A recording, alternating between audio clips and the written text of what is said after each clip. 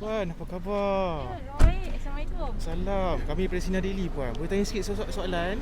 Boleh. Boleh. Boleh saya tak Rahman? Ya. Terima kasih, Puan. Sama-sama.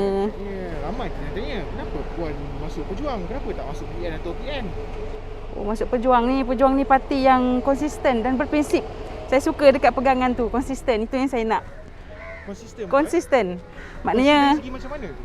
Maknanya daripada awal perjuangan memang menentang apa-apa kleptokrasi ke rasuah ke apa. Jadi laluan tu terus. Maknanya tak ada lagi flip flop, terus. Jadi saya suka yang itu. High integrity saya suka sebab saya compliance, bidang saya kerja compliance. Jadi saya memang integrity number one. Scan dulu. Dah scan dah? Dah scan MySejahtera? Kena scan ni SOP. Okey, Puan. Baik. Okey, soalan kedua saya. Jom. Puan, tanya. Tapi Pejuang ni parti macam mana Puan nak lambangkan, nak mewakili masyarakat majmuk tapi masuk parti yang berasaskan parti satu bangsa? Maknanya kenapa parti Pejuang ni parti yang memperjuangkan sesuatu bangsa ya? Ya. Maknanya soalan tu menjurus. Maksud saya kenapa Puan masuk parti Pejuang yang melambangkan satu kononnya memperlambangkan satu perjuangan satu bangsa. Tapi Puan nak jadi calon di Johor yang mana masyarakat majmuk ni satu parti dengan Johor. Sebenarnya banyak juga orang yang salah faham melihat sebagai pejuang sebagai solely parti 100% parti Melayu yang memperjuangkan Melayu. Walhal pejuang ni wadah utama dia untuk rakyat. Untuk rakyat semua, tak kira bangsa apa pun. Haus dahaga juga ni. Redup tapi boleh tahan panas dekat sini. Betul Puan. Baik Puan, soalan yang ketiga saya, kenapa masyarakat Pemas patut undi Puan? Apa kelebihan Puan dalam situasi? Yalah, saya rasa setiap orang tu ada kelebihan yang Allah beri kepada dia. Tetapi daripada saya merupakan seorang yang bekerja, yang berkerjaya. Jadi apa pengalaman kerjaya saya sebelum ini, saya mahu adapt lah, mengadaptasikan kepada apa yang saya buat sekarang.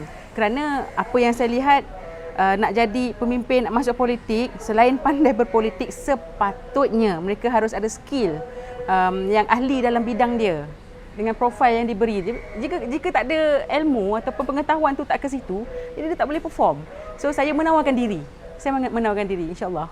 Okey, baik Puan. Saya dengan situasi politik yang tidak menentu ni, rakyat dah jemu dengan politik seperti ini. Mereka takut mungkin kalau mereka undi pun takut lompat pula. Jadi apa pesanan Puan kepada pengguna untuk pula mengundi? Ya, ini memang satu luahan yang biasa yang saya banyak terima. Memang mereka menyamakan semua parti-parti politik ke apa-apa dia orang tengok sama, dan memang ternyata mereka kecewa terhadap pemimpin parti politik yang sudah diundi dan melompat. Jadi pada saya Minum. ya. Maaf kejap. Minum teh tarik boleh, kurang manis. Ya. Dari dua. Ya, tak minum. Tak apa. Terima kasih. Puan, saya jawab. Jadi apa nama tadi tu? Apa? Dia dah tanya teh saya pun. Rakyat jemu dengan politik. Itulah, kalau kita kena encourage rakyat, jangan jemu dengan politik, kerana sebagai sebuah negara demokrasi dia kena ambil cakna juga. Kerana politik ni adalah menentukan dasar, penggubal dasar. Polisi berdasarkan orang-orang yang politik. Jadi macam saya cakap dengan soalan awak sebelum ni, orang yang pandai, yang ahli dalam bidang dia, jika diberi peluang, maka dia akan dapat menggubah polisi itu ke arah yang betul untuk dimanfaatkan rakyat. Jadi tak boleh jemu. Selalu saya jumpa, jangan pujuk dia, jangan jemu. Ini kita kena buat juga. Kalau sampai ke dapat pemimpin-pemimpin atau pentadbir yang kita puas hati, kita jangan putus asa. Itulah yang selalu saya cakap kepada warga atau rakyat. Okey, baik. Soalan saya yang kelima. Sebenarnya wanita yang berkejaya ni lagi-lagi berkeluarga. Dia orang fikir nak masuk politik ni tiada kelebihan. Tapi kenapa Puan yang berkeluarga, berkerja masuk politik? Ya.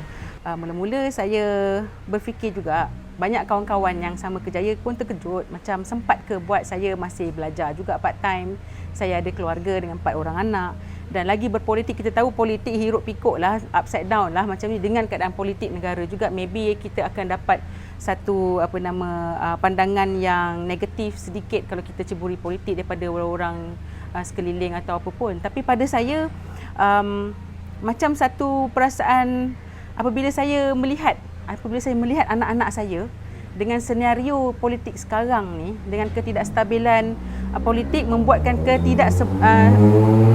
membuatkan kepada ketidakstabilan ekonomi, maka saya sebagai orang-orang yang bekerja dalam ekonomi, orang industri, saya rasa saya perlu menawarkan diri, kerana jika antara kami orang-orang yang ahli dalam bidang dia tidak menawarkan diri, tidak mencuburi, siapa lagi kita nak harapkan?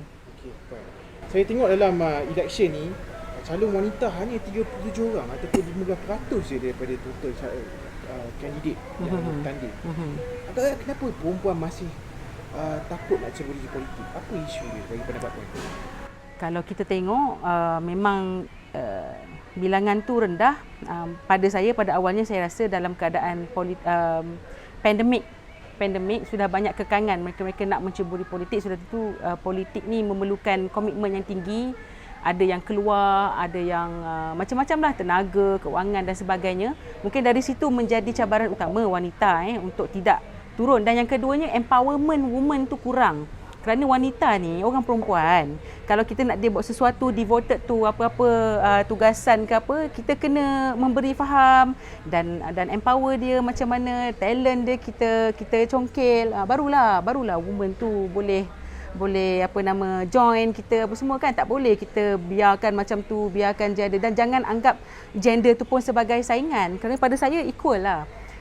Kalau kita fokus sangat kepada wanita akan semakin mengecil pada saya. Ini tak buat wanita kenapa tak ni, nanti wanita tu narrow down fikiran dia, aku wanita, aku tak boleh buat apa-apa. Tapi kalau kita kembangkan dia dengan sama, gender sama-sama, insya-Allah dia akan boleh blend. Tapi ni takes time lah. Pendedahan tu kena lebih kepada wanita-wanita, insya-Allah. Okey Puan, soalan bonus saya. Soalan lebih kepada perdebatan kaum wanita. Bagi mereka yang, apa nasihat Puan kepada mereka, kaum wanita yang nak masuk politik dan lagi yang muda? Apa yang Puan boleh kata yang kepada nasihat yang ringkas? Wanita muda yang mahu join politik. Ya. Yang pertamanya, join politik ni bukan setakat join ikut-ikutan lah. Kan? Jadi kita kena ambil tahu isu semasa, kena cakna dan kena banyak rajin membaca daripada pelbagai sumber. Kalau kita minat politik ni, kita tak nak politik kita, kepompong kita kecil. Kita macam duduk dalam satu kepompong yang nampak macam tak buka minda. Bila masuk politik, kita bermatlamat tidak mahu amalkan kata politik kotor. Kita yang sebenarnya mencorakkan politik tu. Politik tu kotor ke bersih ke? Kita sebenarnya yang membuat dia jadi kotor. Kita ada pilihan membuatkan dia bersih. Terpulang diri sendiri. Kalau nak smart, kita nak orang respect kita, macam mana kita buatlah benda yang betul lah maknanya kan. Ilmu kena ada, informasi pun kena ada. Jadi itu menjadi key things kepada wanita sebenarnya. Baik, terima kasih banyak Puan kerana masa Puan. Terima kasih. Makanan pernah sampai. Tertarik betul. Jomlah minum dengan saya. Jomlah. Terima kasih.